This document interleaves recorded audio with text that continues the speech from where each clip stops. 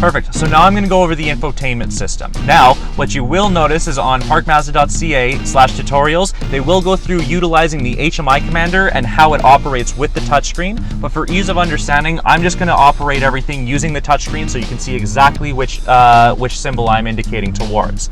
First things first, this is your home menu. You'll of course notice that you have your clock, as well as you have applications, your music settings, all of your Bluetooth settings, your navigation, and your settings. Into applications, you will notice you do have SiriusXM Travel Link that is only available on the GT trim level and up, but it will give you up-to-date traffic updates should you be, on the roads, as well as your fuel economy monitor, which it will give you what your average fuel economy is as you're driving if you want to keep very close, sight on how much fuel you're possibly using.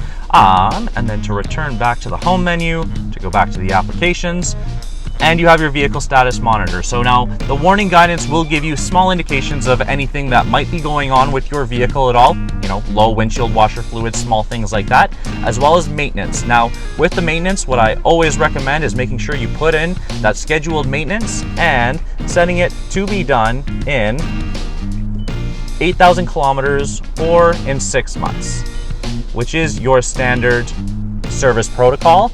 So now the vehicle will also give you a reminder when your regular oil change is due on your new vehicle. Moving over to your settings menu, which is shown by this little gear here, you will notice a couple of different customizations that you can make for yourself for the vehicle. So first things first, the AD display is your active driving display or your heads-up display.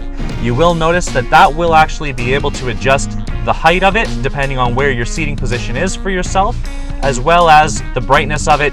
You can rotate it, what information is displayed in it, all of those different types to be able to kind of figure out exactly how you would like to see everything, all the information being displayed to you. You can also turn it off entirely should you not necessarily be a fan of it. Right beside that is your display. You can turn the display off entirely. To return the display back on, all you must do is simply press the button on the HMI commander and it will open back up for you. Okay, you can also do the same where it turns it off but just shows the clock for you. The system will automatically start off in automatic to adjust from day to night depending on what the ambient daylight is, and you can always restore everything back to factory settings. That's continuous through all of these different windows. You can bring everything back to factory standard so you can adjust it again according to how you like it.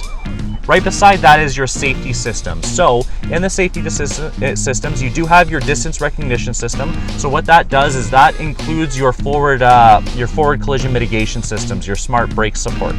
Down below is again another window for it, giving you a warning distance as well as your warning volume for it. Down a little bit below that is your blind spot monitoring system. All of these systems are able to just to be turned off entirely should you want to, but you can also adjust the volumes of everything if you notice it's a little bit abrasive.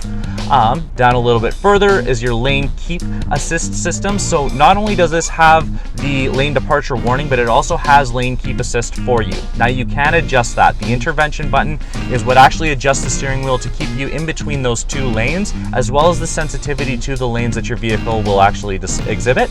And then right below that is your lane departure alert. You can change what type of alert it is. It can be a chime, it can actually be a rumble built into the seat to be able to let you know and simulate rumble strips on the side of a highway, as well as the volume for you at the very bottom.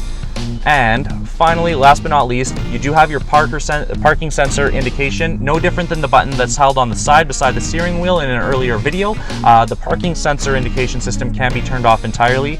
And finally, last but not least, the 360-degree view monitor. You can turn it off so it doesn't automatically display as you're going into your reverse mode, but also you can change the path lines as well as completely turn off the front camera should you choose to. Last, I guess I shouldn't say last, but the next function is your sound settings. So you can adjust your bass, your treble, the fader, as well as the balance, and any kind of guidance volume. So when the vehicle is, exhibiting anything through the navigation system. Beside that, you do have your clock. Now, because these are set up to GPS, it will GPS sync up for you. So should you go over a date line, it will actually make the adjustment for you. You can select your time zone that works best for you, as well as adjust the daylight savings time. Now, should you turn off the GPS sync, you can simply adjust the time just like everybody's always adjusted the time by, actively just changing it. Moving over, you do have small vehicle settings. You can turn off your rain sensing windshield wipers entirely, should you not necessarily appreciate them. But you do also have your door locks, a lot of different functions in here. Things like how long after you walk away from the vehicle will the doors lock automatically? Will they do it at all? You can make all of those kinds of adjustments.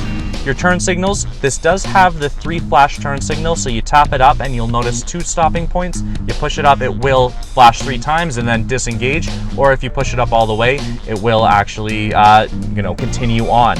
You can turn off that function should you want to. Down a little bit below that, the lighting settings, same things. How long do the lights stay on after you turn on the vehicle? How long do they stay on after you leave the vehicle? Very minor stuff like that you can adjust. Over one more is devices, which of course helps you adjust your Bluetooth, your Android Auto, and your Apple CarPlay. And the Bluetooth is where you can connect multiple phones, up to 5 phones to the system at a time. And then over one more is your system. You can change the language, you can change the temperature as well as the distance. An interesting point to make about these GT trim levels with the digital display is if you do adjust 2 miles, it will also adjust your speedometer and your fuel economy into miles. So something, especially if you do make often trips to the States and things like that, you can automatically make that adjustment all the way throughout the vehicle.